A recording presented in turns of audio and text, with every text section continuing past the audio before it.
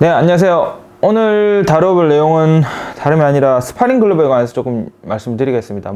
짧게 말씀을 드릴게요. 두 가지만 오늘은 조금 디자인이나 손에 뭐가 맞는지 이런 것들에 관해서 말씀 안 드리고 딱 두 가지만 딱 설명을 드릴게요. 첫 번째는 글러브의 안전성입니다. 어느 정도 너클이 박히지 않고 부상이 당하지 않는 한도 내에서 이제 글러브를 선택을 하는 방법, 그리고 종류, 그리고 두 번째는 이제 동등한 환경을 만들어주는 그런 스파링 세션, 실력 체크를 위해서 상호간에 체급이 다를 때는 글러브를 2, 4온스씩 차이를 더 가지고 차등을 더 가지고 맞춘다든지 이런 동등한 환경을 최대한 만들어주는 그런 부분, 이 두 가지를 중점을 둬서 글러브를 하나씩 보여드리면서 어떤 식으로 맞추는지 한번 설명을 드려보겠습니다. 글러브 설명도 조금 드리고요. 처음 제가 보여드릴 글러브는 바로 이거부터 하면 안 되겠다. 이거 먼저 보여드릴게요. 자, 표준입니다. 표준 글러브. 네. 다들 아시는 간닝이죠. 간닝. 네, 위닝사의 글러브입니다. 이거는 16온스고요. 이게 거의 이 글러브를 표준으로 현대 요즘 글러브들이나 헤드기도 마찬가지지만 위닝사 제품을 기준으로 거의 다 카피를 해서 모조되어서 이제 그것들이 발전되었다라고 보시면 돼요. 그래서 이 글러브는 이제 16온스인데 저는 이제 70 초중반 정도 나가는데 16을 쓸 때도 있고, 제가 만약에 제 신장에 비해서 살이 지금 좀 뚱뚱한 편이기 때문에 쫙 빠진다면 14를 쓸 수도 있고 그런 건데, 일단 근데 위닝 제품을 제가 봤을 때는 다중폼을 써요. 그래서 약간 소프트한 폼과 하드한 폼을 섞어 가지고 너클이 결국에는 박히지 않게끔 이렇게 설계를 해 두었습니다. 거의 이런 제품에 제가 우리 농부군처럼 갈라서 보여드릴 수는 없지만 이런 식으로 다중폼을 쓴 이 글러브가 요즘 스파링 글러브 거의 표준으로 사용이 되는 글러브입니다. 그러면 이제 다음 글러브를 제가 한번 소개를 해드려 볼 텐데요. 다음 글러브는 바로 이 16온스 위닝 글러브에 의해서 라이벌의 14온스 글러브입니다. 얘는 14온스예요. 근데 잘 보시면 아시겠지만은 만약에 여러분들이 이게 16온스예요. 그리고 14온스예요. 스파링 하면은 누가 더 유리할 것 같으세요? 지금 살짝 힌트를 드리고 있습니다. 얘가 유리합니다. 왜냐? 이제 말씀을 드리자면 전반적으로 이 위닝 글러브가 너클이 좀 더 잘 박히는 구조입니다. 어차피 근데 잘 박히지 않는 그런 것들이긴 하지만은 힘을 좀 많이 가했을 때 결국에는 닿게 되는 반면, 이 친구 같은 경우는 14온스임에도 불구하고 절대 닿지 않는 구조를 가지고 있습니다. 패딩이 그래서 안전성, 제가 처음 말씀드린 첫 번째 안전성에서 이 패딩의 두께가 상당히 중요하다는 거예요. 그런데 왜 16온스 이상을 자꾸 70kg 이상 16온스를 써라 이런 얘기를 왜 하는 거냐 그럴 거면 그냥 패딩부터 얘기하지. 그럴 수 있는데 16온스의 글러브들이 대체로 이렇게 최소한 너클이 박히지 않는 그런 구조를 채택한 가이드라인이라는 겁니다. 체중 대비요. 더 낮은 60 몇 킬로대 선수들은 14온스 쓰셔도 돼요. 12온스는 또 마찬가지로 이런 패딩에 따라서 차이가 나겠지만, 그러면 16온스 14온스인데 무조건 패딩으로만 이게 차이가 구분이 되는 거냐라고 물어본다면, 아까 제가 말씀드린 이 큰 두 번째 동등한 환경이라는 면에서 네, 약간 매치가 된다라고 보시면 되긴 합니다. 근데 저는 개인적으로는 이 글러브가 좀 더 유리하다고 봐요. 이 글러브의 유리한 점은 뭐겠어요? 지금 손으로도 들고 있지만 약간 더 무겁습니다. 이 글러브는 약간 더 가볍고요.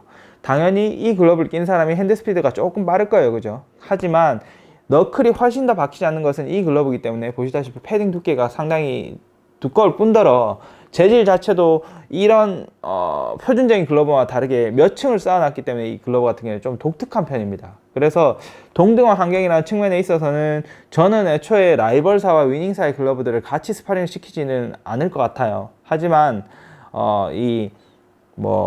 굳이 해야 된다면 14온스, 16온스 이런 식으로 맞춰서 굳이 하는 게 맞지 않나 이런 생각이 듭니다. 그래서 이 두 글러브를 제가 보면서 말씀을 드리자면, 첫 번째는 이제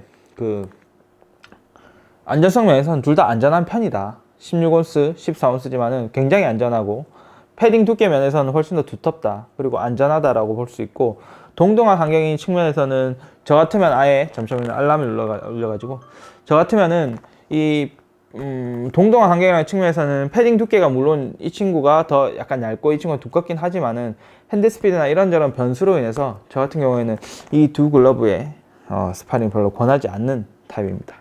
그래서 이제 또 다른 글러브 한번 소개시켜 드려 볼게요. 그러면 이제 이 위닝 글러브를 좀 약간 비슷하게 따라한 요즘 파키스탄에서 자주 생산이 되는 그런 글러브들이 있어요. 이 글러브는 이제 인피니튜드라는 회사의 이제 글러브인데 이렇게 골드색으로 되어 있는데 패딩이랑 모양 형태 잘 보시면 어느 정도 약간 흡사합니다.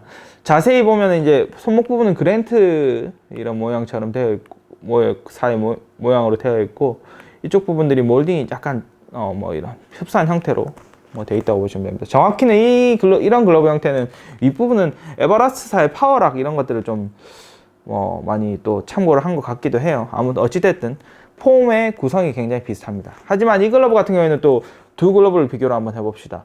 안전성 측면에서는 어떨까요? 이 친구가 훨씬 더 안전합니다. 같은 16온스지만 이 친구는 패딩 이쪽 손목에 분배가 주거되어 있기 때문에 이 정권 부분 패딩이 거의 없습니다. 비슷한 재질이 다 써져 있는데 뭐 이쪽 손목에 이렇게 몰빵을 해져 있기 때문에 이쪽 패딩이 다소 상대적으로 되게 약합니다. 주먹이 좀 더 지나면 박히게 되겠고요. 그래서 이 두 글러브를 스파링을 한다고 했을 때 여기 밴드질을 엄청 이 인피니튜드 글러브를 쓰는 선수는 밴드질을 엄청 하던지 아니면은 뭐 해가지고 근데 뭐 어찌됐든 별로 스파링이 성립이 잘 안 된다고 봐요. 이 친구가 좀 더 위험할 것 같아요. 저는 이렇게는 스파링 시키지 않겠습니다. 그래서 좀 더 위닝을 같이 똑같은 글러브를 쓴다고 하든지 위닝으로는 거의 표준이기 때문에 누가 스파링 글러브를 쓰든지가 서로 불만이 없을 거란 말이에요. 그래서 위닝이나 뭐 에버라스트 파워락 그 다음에 아디다스 몇몇 제품들 같은 표준적인 글러브들을 이제 사용을 해서 스파링 하시면 굉장히 안전합니다. 여담으로 제가 이제 최근에 사용을 해봤던 그 트위스코사의 504 글러브가 상당히 이제 소프트 폼인데 도 안전했거든요. 뭐 그런 것들.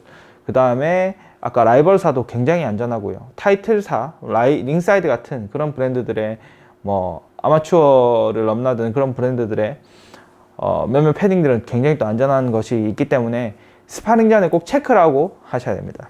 그리고 프로 선수들이 이제 실력이 있을 때 뭐 얇은 글러브들로 사실 많이 하긴 해요. 근데 그렇게 하면서 사실 프로들마저도 뭐 실력이 있건 없던 간 서로 부상이 나가지고 뭐 훈련 시간이 더 짧아진다든지 이런 불상사가 생기거든요. 엄청 풀스파링 갈기다 보면은 굉장히 두꺼운 글러브로 해도 다치기 마련인데 그래서 이렇게 안전성이나 동등화 간격 측면에서 잘 조율을 하셔서 지도자분들이나 선수들이 알아서 잘 체크를 해서 사용을 해야 합니다. 뭐 저 같은 경우에도 뭐 이런 것들이 좀 제 의견과 이제 다른 분들이 이제 추구하시는 것들이 좀 맞지 않아서 원정 스파링을 좀 기피하는 경우도 있어요, 사실. 글러브가 제가 봤을 때는 굉장히 얇은 글러브를 많이 쓰거든요. 근데 같이 얇은 글러브를 써서 사실 할 수도 있지만 많이 다치거든요. 뭐 그렇게 해서까지 뭐 스파링 한번 잘못했다고 뭐 어디 다치고 그러고 싶지 않기 때문에 그런 것도 좀 유의했으면 하는 바람에서 이런 비디오를 좀 만들어 보고 있습니다. 그리고 헤드기어 문제가 또 있는데 안전한 폼을 써야 뭐 글러브 생각해 보세요. 뭐 코볼을 써서 뭐 부상 방지를 많이들 하시는데 글러브를 그냥 두껍게 많이 쓰시면 글러브 패딩이 많이 완화가 되기 때문에 뭐 해외 선수들 보시듯이 T자 헤드기어도 사용을 할 수가 있게 되는 겁니다. 하지만 다소 너클이 박히는 이제 손맛이 나는 그런 글러브들을 사용을 하기 때문에 어떻게 보면 조금 이기심일까요? 그런 것들 때문에 이제 코볼을 꼭 써야 되고 부상을 조심해야 되고 잘 보이는 그런 헤드기어들을 사용을 하지 못하고 이런 경우들을 상당히 많이 봅니다.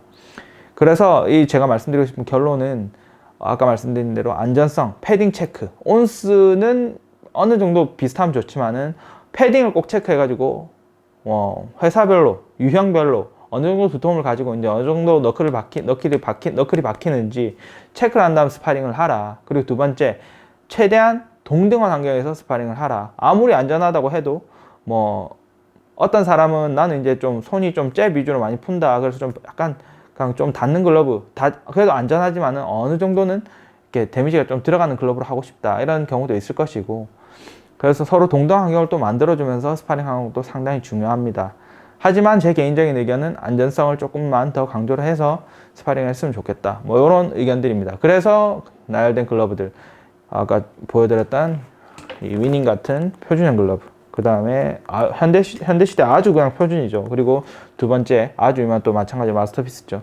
안전성을 굉장히 강조를 한 라이벌사의 글러브, 그리고 어느 정도 개성을 가지면서 뭐 이제 중저가형으로 또 많이 나오죠. 가성비가 또 좋아서 이런 글러브들도 사용을 하거든요. 뭐 이런 파키스탄제 글러브, 굳이 파키스탄이 아니더라도 뭐 중국일 수도 있고 그런 가성비 글러브들. 그래서 잘 선택을 하셔서 스파링을 하셔야 합니다. 뭐 여기까지고요. 뭐 도움이 되셨으면 좋겠습니다. 스파링 글러브 꼭 잘 선택하셔서 즐거운 세션 다 같이 하시면 좋겠습니다. 감사합니다.